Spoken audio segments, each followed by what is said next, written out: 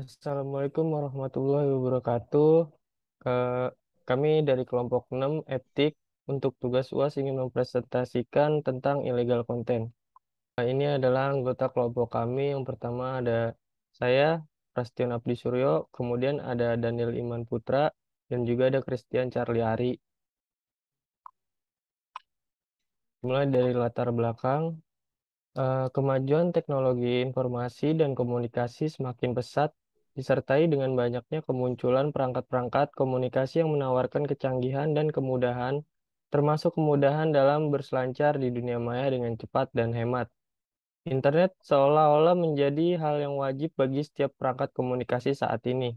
Kecanggihan teknologi tersebut juga diimbangi dengan tumbuh tingginya tindakan-tindakan kriminal dalam dunia komunikasi dan informasi.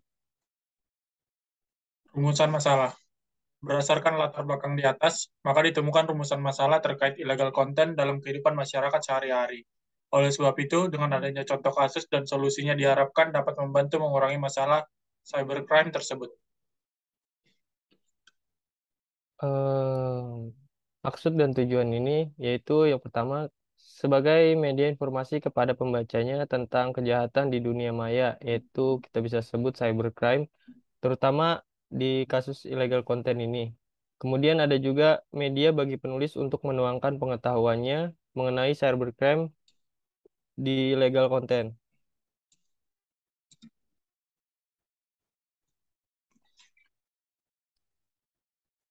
Illegal content merupakan salah satu bentuk pengelompokan kejahatan yang berhubungan dengan teknologi informasi atau TI. Illegal content dapat didefinisikan sebagai kejahatan dengan memasukkan data atau informasi ke internet tentang sesuatu hal yang tidak benar, tidak etis, dan dapat dianggap melanggar hukum atau mengganggu ketertiban umum. Dalam artian sederhana adalah merupakan kegiatan menyebarkan seperti mengunggah dan menulis hal yang salah atau dilarang yang dapat merugikan orang lain. Pada beberapa kasus, hukuman atau sanksi seseorang dapat terlibat dalam illegal content, terkadang hanya pada penyebar atau yang melakukan proses unggah saja yang mendapat sanksi. Sedangkan yang mengunduh tidak mendapat hukuman, berarti selain hukuman moral dan perasaan bersalah setelah mengunduh file yang tidak baik.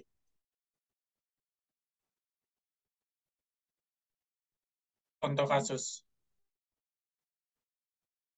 Nah, di sini ada penyebaran berita yang tidak benar atau hoax yang termasuk illegal content juga. Di sini ada terbagi menjadi dua. Yang pertama yaitu penipuan melalui situs internet yang sering beredar ya. Para pengguna internet ini harus meningkatkan kewaspadaannya kepada modus penipuan lewat situs-situs yang menawarkan program-program menarik, bantuan, maupun multi-level marketingnya.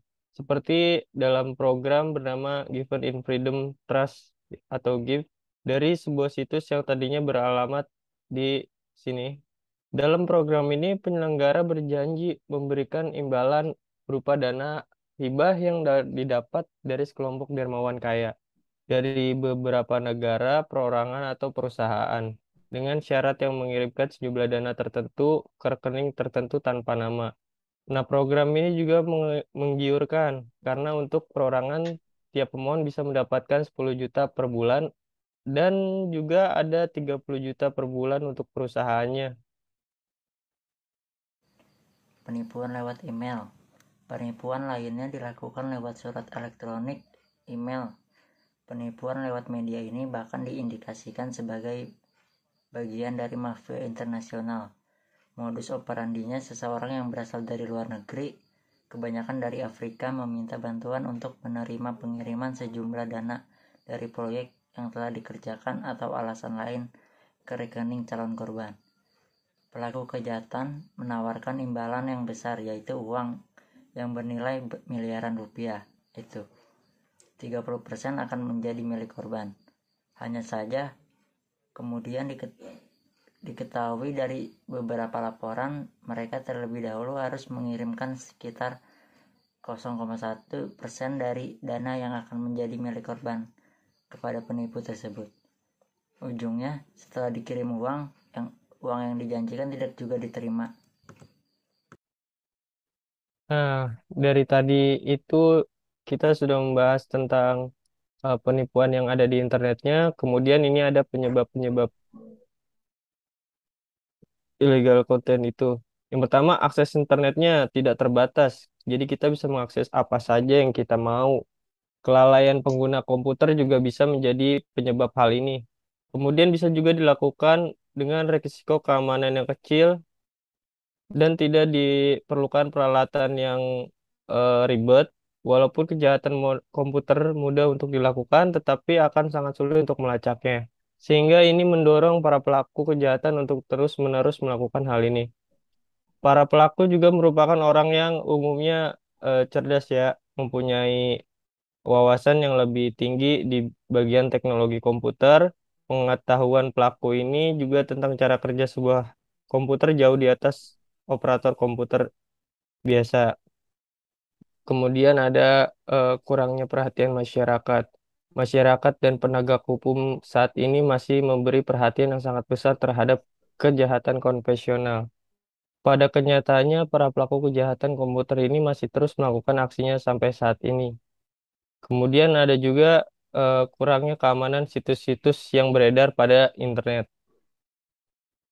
Dampak kasusnya adalah yang pertama merusak moral anak bangsa, yang kedua merusak nama baik atau popularitas, yang ketiga meresahkan dan membuat panik, dan yang keempat menimbulkan perpecahan, dan yang kelima mengancam kesehatan fisik dan mental. Penanggulannya tidak memasang gambar yang dapat memancing orang lain untuk merekayasa gambar tersebut sesuka hatinya. Memproteksi gambar atau foto pribadi dengan sistem yang tidak dapat memungkinkan orang lain mengakses secara leluasa. Melakukan modernisasi hukum pidana nasional beserta hukum acaranya yang diselaraskan dengan konvensi internasional yang terkait dengan kejahatan tersebut. Meningkatkan sistem pengamanan jaringan komputer nasional sesuai standar internasional. Meningkatkan pemahaman serta keahlian aparatur penegak hukum mengenai upaya pencegahan, investigasi dan penuntutan perkara-perkara yang berhubungan dengan cybercrime. Meningkatkan kesadaran warga negara mengenai masalah cybercrime serta pentingnya mencegah kejahatan tersebut terjadi. Meningkatkan kerjasama antar negara dalam upaya penanganan cybercrime, antara lain melalui perjanjian yang menempatkan tindak pidana di bidang telekomunikasi, khususnya internet, sebagai prioritas utama. Nah, kesimpulannya yang pertama, cybercrime ini adalah bentuk kejahatan yang timbul karena pemanfaatan teknologi dari sekumpulan oknum-oknum yang ada. Kemudian, cybercrime ini terdiri dari banyaknya macam, yaitu 11. Dan ketiga ini ada langkah-langkah yang harus dilakukan ya pada setiap negara untuk menanggulangi cybercrime, yaitu melakukan modernisasi hukum pidana nasional beserta hukum acaranya. Meningkatkan sistem keamanan jaringan komputer secara nasional, secara internasional juga, meningkatkan meningkatkan pemahaman serta keahlian aparatur penegak hukum mengenai upaya pencegahan investasi yang dilakukan secara berhubungan dengan cybercrime itu sendiri. Kemudian meningkatkan kesadaran warga negara mengenai masalah cybercrime, pentingnya mencegah kejahatan tersebut terjadi. Meningkatkan kerjasama dalam upaya penanganan cybercrime. Ya, jadi eh, kesimpulannya dari ini dimulai dari kita sendiri harus memahami tentang internet ya, teknologi-teknologi yang sudah modern ini untuk tidak semudahnya tergiur akan hal-hal yang menggiurkan untuk keuntungan kalian. Kalian juga harus waspada dan kemudian kalian bisa memprivasi dan tidak terlalu mempublish tentang profil kalian. Baik, sekian dari kelompok 6 untuk mempresentasikan tentang illegal content ini, khususnya di bidang hoax ya. Eh, Terima kasih untuk pertanyaannya. Nanti silahkan ditanya di kolom komentar ataupun di grup. Terima kasih.